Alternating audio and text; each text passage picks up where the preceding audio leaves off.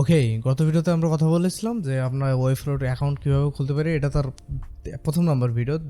তারপরে ভিডিও দেখেছিলাম যে আমরা ওয়ার্কপ্লেসের একটু ইন্টারফেস দেখেছিলাম, কোথায় কী ন্যাভিগেশন আছে, ন্যাভের মেনুবার আছে, সেগুলো দেখেছিলাম। আজকে আমরা জাস্ট ডিটেইলে ওয়েবফ্লোর ভিতরে যে ক্যানভাস আছে, স্টাইল প্যানেল আছে, HTML এলিমেন্ট যেগুলো আছে সবগুলো ডিটেইলে জানবো। এলিমেন্টগুলোর কোনটা কীভাবে কাজ করে সেটাও দেখবো। সো আমরা যদি ওপেন করি, এখানে লোড হতে একটু সময় লাগে, সবারই লাগে অবশ্য। দেখা যাক কতক্ষণ লাগে। আমরা মোটামুটি আমাদের ক্যানভাসে চলে এসেছি। আমরা গত ভিডিওতে আমরা দেখেছিলাম এখানে ন্যাভবার কীভাবে নেবো। এগুলো সব ডিলিট করে দিই, জাস্ট ক্যানভাসটাই রাখি, সব ডিলিট হবে। সিলেক্ট করে ব্যাক স্ল্যাশ দিলে হয়তো সবগুলো ডিলিট হয়ে যাবে, এটা কোনো সমস্যা নাই। তার আগে আরেকটা জিনিস আপনাদেরকে দেখাই। ধরেন আপনার স্ক্রিন ছোটো, আমার স্ক্রিনটা ছোটো, এই জন্য আপনাদের বলছে। ধরেন আপনার ডিজাইনটা আছে 1400x1400, এই ফ্রেমটা আপনাদের আগে ঠিক করে নেওয়া উচিত, যাতে না করে আপনাদের ডিজাইন করতে অসুবিধা না হয়। আমি জাস্ট এখানে 1400x1400 দিয়ে দিলাম। আপনার মনিটা যদি 1300 হয় তখনও সমস্যা নেই, ডিসপ্লেটা অরিজিনালি ছোটো হয়ে যাবে। এখানে আমার পুরো ক্যানভাসটা কন্ট্রোল চার ভিতরে মাইনাস দিয়ে ছোটো করা আছে, আপনি মাউস ধরেও করতে পারেন, সেটা অসুবিধা না। সব এখানে আমরা এগুলো দিয়ে ডিলিট করে দিই। আমরা আমাদের এলিমেন্টের ভিতরে সব চলে এসেছে। এখন আমরা এখানে দেখতে পাচ্ছি যে এই পাশে লোগোর ভিতরে চাপ দিলে আমরা সেটিংগুলো যেগুলো আছে সবগুলো দেখতে পাচ্ছি। কালকে শর্টকাট দেখেছিলাম, শর্টকাট আমরা আজকে ডিটেলে না বলে যখনই ব্যবহার করব ঠিক তখনই আমরা ইউজটা জেনে নেবো, যাতে আমাদের কষ্ট করে মনে না রাখতে হয়।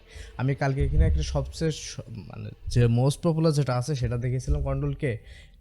এটা দিয়ে আপনি সব কিছু করতে পারবেন, এবং ক্লাস নেম দেওয়ার ক্ষেত্রে কন্ট্রোল ইন্টার। এখন যাচ্ছে না কারণ এটা সিলেক্ট করা আছে। কন্ট্রোল ইন্টার যদি দেয় আমি এখানে ক্লাস নেম দিয়ে দিতে পারবো। সো প্রথমে আমরা যদি এখানে খেয়াল করি, দেখা যাবে এখানে একটা প্লাস বাটন, যা শর্টকাট হচ্ছে। আমরা সবসময় শর্টকাটগুলো মনে রাখার চেষ্টা করবো, যাতে করে আমাদের কাজগুলো করতেও অনেক দ্রুত হয় এবং ফাস্টার হয়। সো প্রথমে এখানে সেকশন আছে, তো তারপর কন্টেইনার আছে। কন্টেইনার আমরা সচরাচর ব্যবহার করবো না, কারণ কয়টা কন্টেইনার ওয়েবফ্লোয় ডিফল্টভাবে সিএসএস করে রাখে, যেটা আমাদের জন্য কাস্টম সুবিধা দেয় না। মানে আমরা কাস্টম ইচ্ছা মতো ডিজাইন করতে পারবো না, এই জন্য আমরা কন্টেইনারটা ব্যবহার করবো না। আপনাদেরকে বলে দিলাম, আমি যখন শুরু করেছিলাম আমি কন্টেইনার ব্যবহার করে রেসপন্সিভ ডিজাইন তৈরি করতে পারতাম না। এটা হচ্ছে কুইক সিলেক্ট, জাস্ট জটিল একটা জিনিস, মানে জটিল বলতে একটা সেই জোস একটা জিনিস, যাতে আমরা সহজে রেসপন্সিভ, অটোমেটিক রেসপন্সিভ। এর ভিতরে আছে গ্রিড, ডিভ, সেকশন, সবগুলো আছে এর ভিতরে অটোমেটিকলি রেসপন্সিভ। আমরা পরবর্তীতে দেখবো। এখন জাস্ট দেখছি এটা, এখানে আমরা যদি এখানে সবগুলো অফ করি দেখা যাবে। তার আগে আমরা এখানে সবগুলো অফ করে নিই, ঠিক আছে? যে আমরা কী কী ওয়েবফ্লোর ভিতরে কী কী এলিমেন্ট পাচ্ছে HTML এর, এটা আগে একটু জিনিসটা দেখি। আমরা যদি আবার চাপ দিই, আমরা স্লাইডটা আবার পাবো। আমি সবগুলো ওপেন করি, সবগুলো বন্ধ করি। আমি সবগুলো বন্ধ করে নিয়েছি, ঠিক আছে?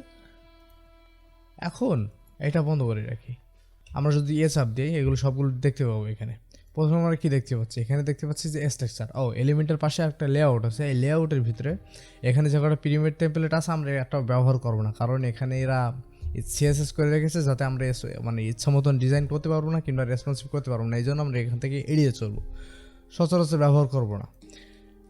সো আমরা অ্যাড দেখলাম, এতে এলিমেন্ট, আমরা জাস্ট এতে অ্যাড, আমরা এটা জাস্ট মনে রাখবো। প্রথমে দেখি স্ট্রাকচার কী কী আছে। এখানে সেকশন আছে, কন্টেইনার আছে, কুইক সিলেক্ট আছে, ভিফ্লেক্স, এইচফ্লেক্স, এগুলো জাস্ট দেখিয়ে রাখলাম, ঠিক আছে? প্রথম আছে স্ট্রাকচার, তারপর হচ্ছে বেসিক, তারপর কী আছে div, list item, div block, link block, button, div block এবং লিঙ্ক ব্লক। জনপ্রিয় একটা টুল, আমরা সামনে ব্যবহার করবো, বেশি সচরাচর সবচেয়ে বেশি ব্যবহার করবো।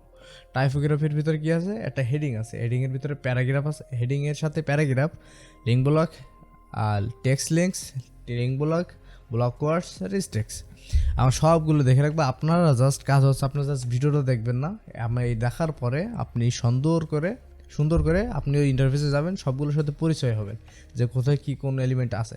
তারপর আছে CMS, এটা হচ্ছে অ্যাডভান্স লেভেলে কাজ করবার, আমরা এড়িয়ে চলবো না, জটিল না, একটু ক্রিটিক্যাল আছে কিন্তু সহজ, পারবো না এমন না, ঠিক আছে? ভয় পাওয়ার কিছু নেই। তারপর আছে মিডিয়া, তারপরে ইমেজ, ভিডিও, ইউটিউব, লোটিভ অ্যানিমেশন, এটা হচ্ছে আইকনের ক্ষেত্রে জিএস ফাইল দিয়ে করতে হয়, আমাদের না বুঝলেও চলবে আপাতত। তারপর হচ্ছে ফর্মের ভিতরে আমরা ওয়েবসাইটের ভিতরে ফর্ম যেগুলো আছে, যেগুলো ইনপুট ক্ষেত্রে আছে, সবগুলো ফর্মের ভিতরেই আছে। রেডিও বাটন আছে, সাবমিট বাটন আছে, ফর্ম বাটন আছে। আর form button, levels, input, file upload, এটা হচ্ছে পেইড। এটা করার জন্য আপনাকে কী করতে হবে, আপনাকে পেইড অ্যাকাউন্টটা নিতে হবে। তারপর হচ্ছে অ্যাডভান্স, তারপর কি আছে দেখি। অ্যাডভান্সের ভিতরে আমরা সবগুলো অফ করে রাখি, যাতে জটিল না লাগে। প্রথম আছে search box, video background, drop down, embedded course. এই যে স্টার মার্কটা দেওয়া আছে না এখানে স্টার মার্কসটা দেওয়ার কারণ হচ্ছে যে আমাদের এটা যদি ইউজ করতে যাই আমাদের পেইড সাবস্ক্রিপশনটা নেওয়া লাগবে। তারপর হচ্ছে লাইট বক্স, ন্যাভিগেশন, স্লাইড বার, যেটা ইমেজটা স্লাইড হয় এটা। তারপর টুল বার, এটা আমরা ব্যবহার করি না সচরাচর। ফেসবুক টুইটার হচ্ছে যেগুলো সোশ্যাল এলিমেন্টগুলো থাকে, এখন এই এলিমেন্টটা এখনও বদলায়নি টুইটারের লোগো বদলাইছে এক্স হয়ে গেছে, এটা এখনও বদলানো উচিত ছিল ওই ফলোর, যা কিছুদিন পরে হয়তো বদলে যাবে।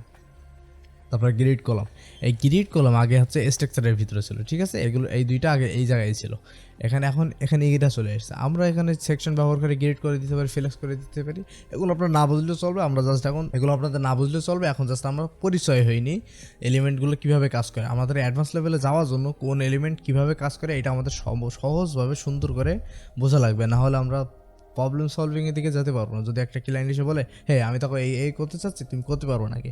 এখন আপনি ধরুন HTML মানে ওয়েবফ্লোর ভিতরে যা সবগুলো টুলের কাজ জানেন না, কীভাবে করতে হয় এটা জানেন, এখন আপনি সলিউশন বের করতে পারবেন না। যদি এর ভিতরে এমন কোনো টুল আছে, মানে আপনার ওয়েবসাইটে ক্লায়েন্টের যদি এমন কোনো রিকোয়ারমেন্ট থাকে যে ওয়েবসাইটের ভিতরে এই ওয়েবফ্লোর ভিতরে সেই এলিমেন্টগুলো নাই কিংবা এলিমেন্টগুলো কাজ করতে পারে না, তখন আমরা কী করবো, কাস্টম কোডের দিকে যাবো অথবা থার্ড পার্টি এক্সটেনশনের দিকে যাবো।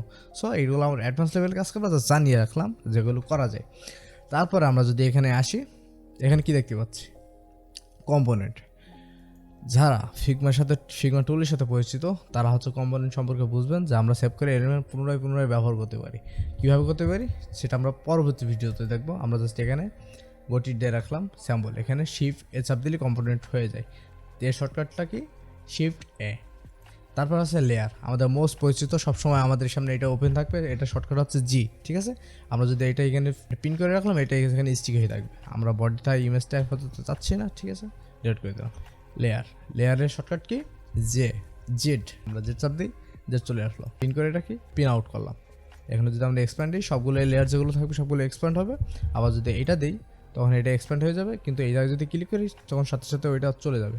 যদি আবার আমরা পিন করে রাখতে চাই তা এখানে স্টিক করে রাখলাম। তারপর আমরা কি আছে, তারপর হচ্ছে পেজের শর্টকাট পি। এখানে আমরা জটিল লেখা আছে, এখানে ভয় পাওয়ার কিছু নাই, ঠিক আছে। এখানে স্ট্যাটিক পেজ আছে, একটা ইউটিলিটি পেজ আছে এবং CMS কালেকশন পেজ আছে, তারপর ই-কমার্স পেজ আছে, ইউজার পেজ আছে। পেজ যতগুলো থাকতে পারে স্ট্যাটিক, আমরা সবসময় এই অধিকাংশ সময় স্ট্যাটিক পেজের ভিতরে কাজ করবো। ইউটিলিটি পেজ যখন আমরা এসিও শিখবো, এসিও দিকে যাবো, অ্যাডভান্স লেভেলে কাজ করবো, তখন আমরা হচ্ছে ইউটিলিটি পেজে যাবো। CMS কালেকশন কী আছে, CMS কালেকশনটা বেশ জটিল এবং আমার খুব পছন্দের একটা জিনিস, সেটা আমরা খুব তাড়াতাড়ি শিখবো। এটা আমরা এই বেসিক ভিডিও না শেষ করে এটা তো করতে পারছি না।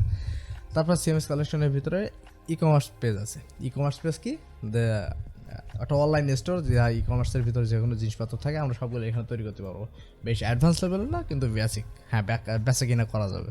তারপরে কি আছে, ডাটাবেস, CMS কালেকশন। আমরা CMS কালেকশন সবগুলো এখান থেকে তৈরি করবো। যদি আমরা এখানে চাপ দিই তাহলে CMS কালেকশনের পেজে আমরা চলে যাবো, যে ওখান থেকে কাজ করা শুরু করতে পারবো, এখানে চলে আসবো। আমরা আপাতত চাচ্ছি না, আমরা জাস্ট ইন্ট্রোডাকশনটা নিয়ে রাখছি, ঠিক আছে। এটা কি লজিক, এটা আরও অ্যাডভান্স লেভেলের, এটা আপনার না জানলে চলবে। এটা আপাতত এটা হচ্ছে ইউজার আপনার সেটের, আপনারা যখন বিভিন্ন কোর্স তৈরি করেন না, যে সাইন আপ করুন, যে আপনি লগ ইন করে আমাদের কোর্সগুলো অ্যাক্সেস নিতে পারবেন, তখন হচ্ছে এই ইউজারগুলো ব্যবহার করা হবে। দেন তারপর হচ্ছে ecommerce, side store, product category, এগুলো আছে। তারপর হচ্ছে ইমেজের শর্টকাট হচ্ছে যতগুলো অ্যাসেট আছে সবগুলো আমরা এখান থেকে দেখতে পারবো। তারপর হচ্ছে সেটিংসে হচ্ছে সার্চ, জেনারেল, ব্যাকআপ। এখানে আর একটা কুল জিনিস আছে, সেটা হচ্ছে যে আমরা যদি এই পেজের সেটিংয়ে যাই, পেজ সেটিংয়ে যাই, এই সেটিংয়ের ভিতরে আমরা অনেকগুলো অপশন পাবো। এখানে সবগুলো এসইও কন্টেন্ট, প্রত্যেক পেজের ভিতরে একটা করে সেটিং থাকবে, সেখান থেকে আমরা এসইও করে নিতে পারবো। জাস্ট আমরা এখান থেকে দেখে রাখলাম জাস্ট, ঠিক আছে। কাস্টম কোড ব্যবহার করে তো আমার আপনাদের হোস্টিং প্ল্যানটা নেওয়া লাগবে। এখানে আমার পেজের নাম কি, হোম পেজ। অ্যাক্সেস কন্ট্রোল, আমরা যদি এখন সবগুলো অফ করি অ্যাক্সেস বার, তখন আমাদের বুঝতে সুবিধা হবে যে এখানে কি আছে, ঠিক আছে। প্রথম আছে জেনারেলের ভিতরে কি আছে, জাস্ট নাম, হোম পেজটার নাম কি হবে। অ্যাক্সেস কন্ট্রোলে কি আছে, এসইও কন্ট্রোলের ভিতরে কি আছে, অ্যাক্সেস কন্ট্রোলের ভিতরে কি আছে, আমরা এটা পাবলিশ করব নাকি স্পেসিফিক ইউজারের জন্য, যে ইমেল পাসওয়ার্ড দিয়ে আমাদের পেজটাকে লগ ইন করে নিতে পারবে। এসইও সেটিংয়ের ভিতরে কি আছে, টাইটেল, মেটা ট্যাগ, ডিসক্রিপশন, যা থাকার কথা সবগুলো আছে। CMS নিয়ে কাজ করলে অনেক সুবিধা হয়, এটা জাস্ট জানিয়ে রাখলাম। ওয়ান গ্রাফ পেজ, আমরা এখানে আরও কাজ করবো, দেখবো সার্চ ইঞ্জিন সেটিংস, এখানে সবগুলো এসিও রিলেটেড, ঠিক আছে। আমরা এই পাশে যা যা দেখার মতো সব দেখে নিয়েছি। এখন এখানে যদি জিজ্ঞাসা চিহ্ন এখানে এসে ক্লিক করি, আমরা সবগুলো জায়গায় ক্লিক করে দেখবো, ঠিক আছে। আমরা কোনো জায়গায় বাধা বিপত্তি হবো না, কোনো জায়গায় ভয় পাবো না। ক্লিক করার পরে যদি সমস্যা দেখা দেয় তখন আমরা সলিউশন খুঁজবো, ঠিক আছে। এখন এই জিজ্ঞাসার জন্য চাপ দিলাম, দেখা যাক যে কী হয় এখানে। জাস্ট আমরা কালকে দেখেছিলাম যে কিবোর্ড শর্টকাটগুলো আছে, সিএসএস রিভিউ আছে এবং হেল্প অ্যান্ড ফিডব্যাকের দরকার নেই। সিএসএস প্রিভিউর ভিতরে যদি আমরা আসি তখন এখানে দেখতে পারবো যে আমাদের পেজের ভিতরে সিএসএস প্রিভিউ কী আছে। আপাতত এখানে জাস্ট বডিটাই আছে, আপাতত তেমন কিছু নয়। এখানে এই অপশনটা কি, অডিট, থেকে অডিট, ঠিক আছে। আমরা যখন এসইও করব, আমাদের এসইও অডিট, যারা এসইওর সাথে পরিচিত, এসইও অডিট বলে একটা অপশান আছে, এই যে একটা টার্ম আছে। এই অডিটটা একটু গুরুত্বপূর্ণ, একটা ওয়েবসাইট কতটুকু ভালো কিংবা খারাপ এসইও অডিটের ভিতরে মাধ্যমে সেটা বোঝা যায়। আমরা সবগুলো জেনে রাখলাম। দ্য পাস আছে, মিসিং অলটা, এখানে ডিসক্রিপশন, লিঙ্ক, স্পিকার, আমরা সবগুলো এখানে এসইও অডিটের ভিতরে যদি আসে আমাদের ওয়েবসাইটের ভিতরে কী কী বাগ আছে সবগুলো দেখতে পাবো। আমরা থার্ড পার্টি টুলেরও অ্যাক্সেস নিতে পারি, সেখানে কোনো অপশান নেই। এখন সার্চ বক্সের ভিতরে কী আছে আমরা দেখি। আমরা যে কন্ট্রোল কিংবা কন্ট্রোল কে যেটা ইউজ করেছিলাম, যেটা আমরা যদি ইউজ করি তখন এই যে সার্চ বক্স, আমরা জাস্ট এখানে ম্যানুয়ালি না এসে আমরা জাস্ট কন্ট্রোল কে ইউজ করবো। এখানে যদি আবার সেটিংয়ে চাপ দিই, সেটিংয়ের ভিতরে আবার কী আছে আমরা দেখি।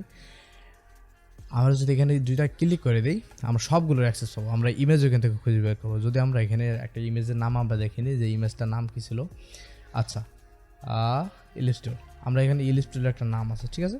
আমরা যদি এখানে নাম দিই, সার্চ দিই যে ইলিপস, আসবে আশা করি।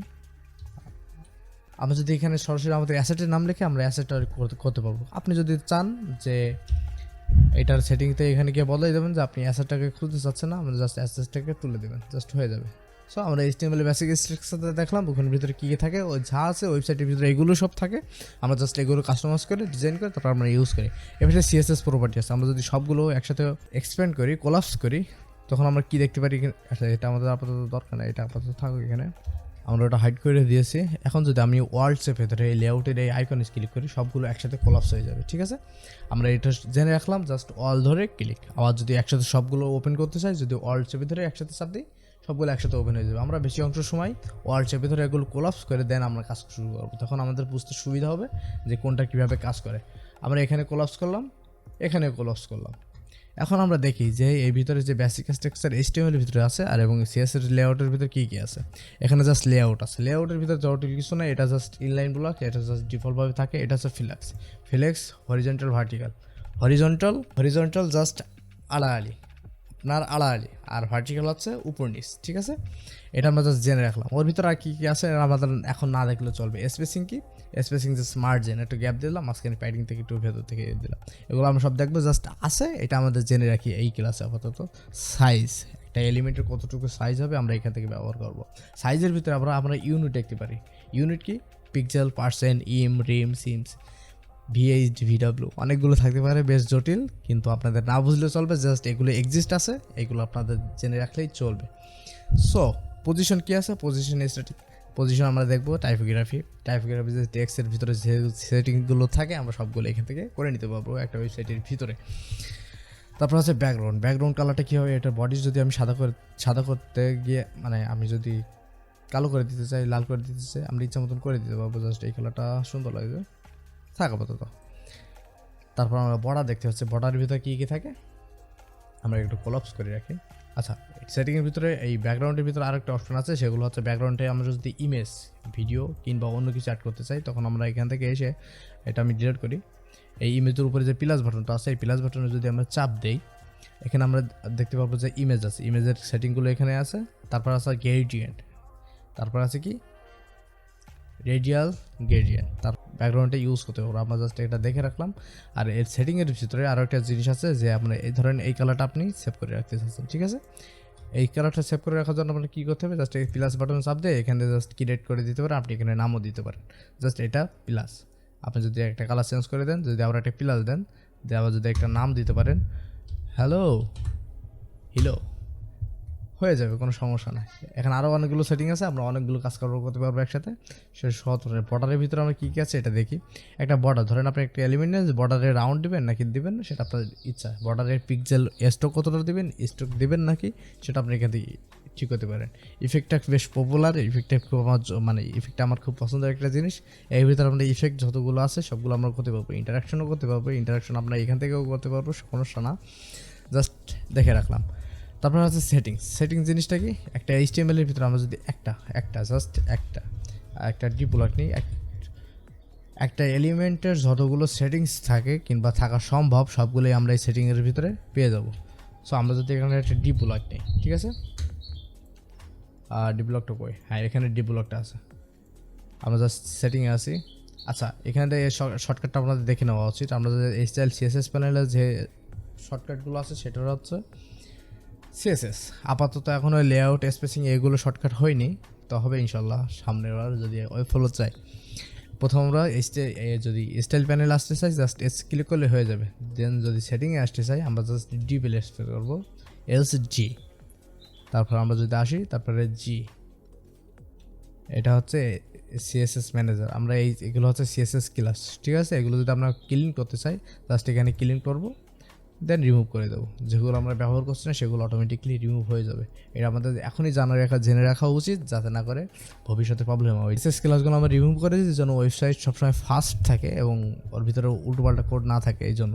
আর এর ভিতরে আছে ইন্টারাকশান দুইটা মাত্র ট্রিগার আছে, জাস্ট এলিমেন্ট ট্রিগার এবং পেজ ট্রিগার। পেজের ভিতরে যে ট্রিগারগুলো থাকা দরকার সেগুলো আছে এখানে। দেন আর এলিমেন্টের ট্রিগারের ভিতরে যদি প্লাস বাটনে চাপ দিই তখন আমরা এখানে দেখতে পাবো এখানে কিছু ডিসেবল আছে যেগুলো আমরা এখানে ব্যবহার করছি না। সো আমরা সব দেখে নিলাম। আপনার এখন হোমওয়ার্ক হচ্ছে যে আপনি ওই ফ্লোর ইন্টারফেসে এসে সবগুলো চেক করে দেখবেন যে কোথায় কি আছে, ঠিক আছে। দেন আপনি পরবর্তী ক্লাসে যাবেন, আপনার রিকমেন্ডেশন থাকবে। নাহলে আমার মতন পস্তাবেন যে মানে আমি যখন শিখেছিলাম জাস্ট দেখতাম না, জাস্ট ভিডিও দেখে যেতাম কিন্তু প্র্যাকটিস করতাম না কিংবা নিজের কাজগুলো করতাম না।